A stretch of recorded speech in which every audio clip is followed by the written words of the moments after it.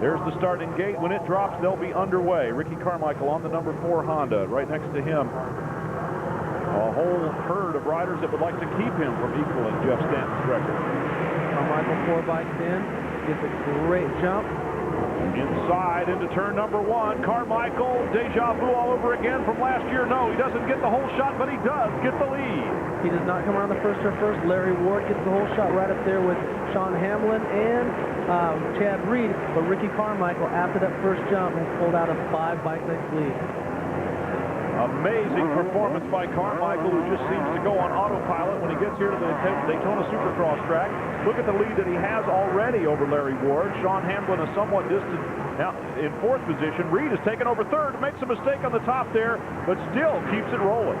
Chad Reed running very, very strong. He'll be in the second shortly, but he did not have anywhere near the lap times of Ricky Carmichael in the heat race, so he needs to make sure that he does not... South Carolina rider on the Honda in 2nd position. Ricky Carmichael on his Honda out in front. Reed making a move on the inside. Touched the back wheel of Ward, it looked like. He's really pressuring for that 2nd position. But he cannot... Whoa! And Larry Ward out of the saddle, and there goes Reed. Very, very fortunate for Reed. He was already committed. Ward came up short, and luckily for Reed, he was just off to the side. So now he's got some room. He's got no roost in front of him. See if he has something for Carmichael.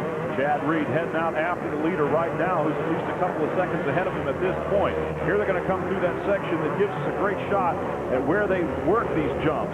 And Carmichael with a small mistake. That's going to cost him a little bit. But Carmichael with a first lap of a 1:23. That's 2 seconds faster than any lap he's done. Chad Reed picked it up to a 1:26, but still 3 seconds off of Ricky Carmichael's first lap. Chad Reed plants a foot around the corner, heads off into the distance there. That's Carmichael running alongside the tri-oval here at Daytona International Speedway. Now is when you think about records. Now is when you think about making mistakes. And the only guy that's really put it to you all year long, Chad Reed, who's behind you, even though you know maybe he's not the strongest in the sand, but he is on your tail. And now it's Ricky's race to lose, so he cannot make a mistake. Ricky Carmichael, your leader, only 1 lap complete, working towards the end of lap number 2 right now. The race is going to be 20 laps, 30 riders, and Reed is definitely gaining some ground on Ricky Carmichael. Ricky's trying some different lines. He's in the perfect spot right now because he can watch everywhere where Ricky's going, but he can also try a little bit of different lines back and forth and wonder where he loses, has to attack, and really not care about anybody but moving forward. Just like we talked about earlier with the practice laps, that's what Ricky Carmichael does. He just is a machine, runs lap after lap after lap. Ezra Luss back in 8th position, the only other rider that's won this year. Carmichael has won 6 times, Chad Reed twice, and he is coming. Chad Reed with a 1:21.1 and a half a second quicker than Ricky Carmichael. So both of these riders now down to a 1:21.1 and a 1:21.7. So unbelievable lap times that these guys are throwing down. Unbelievable indeed. The track is certainly holding together and getting faster, if anything, as we go to the main event here. Carmichael's margin of victory over 2nd place in his heat race was a staggering 35 seconds, and that was doing minute 25. Imagine if he'd been going this fast. Whenever we get into the standing situations, Carmichael seems to pull out a little bit, but when we get into the hard technical section, Chad Reed starts to pull it in. So it's seesaw back and forth in both of these. A very meager 2-second advantage over Chad Reed, who has thrown down a minute 21-second flat lap here just a few moments ago. Reed is not far behind Carmichael, who seems to have really kind of gathered himself together, and now he's run very consistent laps for the last few. Ricky Carmichael's not really one that you can pressure into a mistake. Ricky makes them on his own if he ever does. So Chad Carmichael putting on a show here today as he runs along the tri-oval in the lead. He is still so aggressive. He is 11 seconds ahead of 2nd place, a minute ahead of 3rd, and he just keeps attacking this track and this field. 12 laps down out of 20 scheduled to run, and RC is looking pretty good. He's just lapped into the top 5. You got to understand that this is a minute and a half lap time.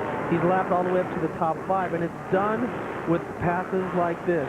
He goes out there and he's running hard every lap, even if he gets offline. He doesn't slow down, doesn't lose his momentum.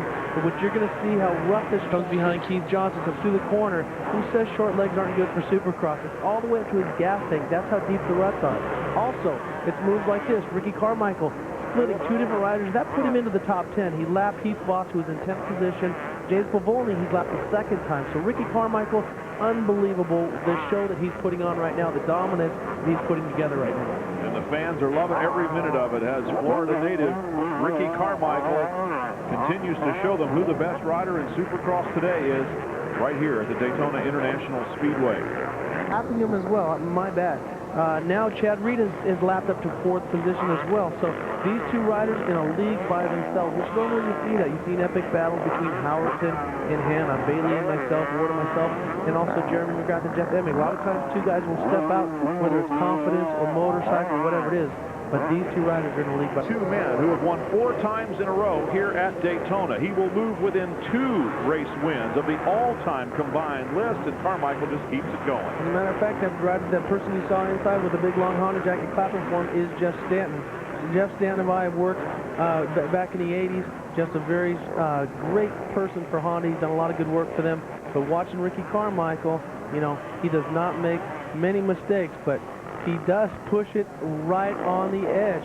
He has made a few mistakes, so let's take a look at this one.